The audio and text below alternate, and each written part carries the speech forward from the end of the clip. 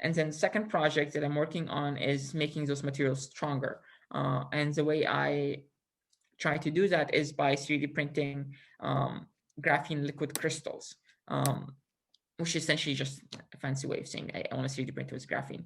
And graphene, as you might know, is the strongest material we know, but that strength exists only at the nanoscale. And the big challenge with it is how do you translate this strength into a macroscopic part.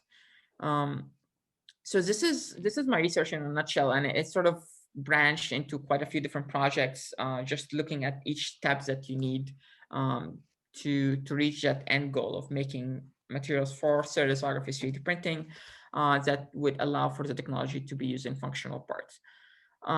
One last thing I want to mention is that stereolithography is one process out of many, and with 3D printing, so you can 3D print with metals already, and there's plastics, there's chocolates, there's biomaterials, you can 3D print with moon dust, which is quite interesting because then you can send a rocket with a 3D printer and just use the material you find on the moon to build a colony, right?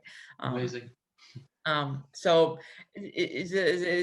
my goal is to make stereolithography on potential technologies that you use to make functional parts, because there are other technologies that exist that you can do that, but they also have a lot of drawbacks that stereolithography does not have.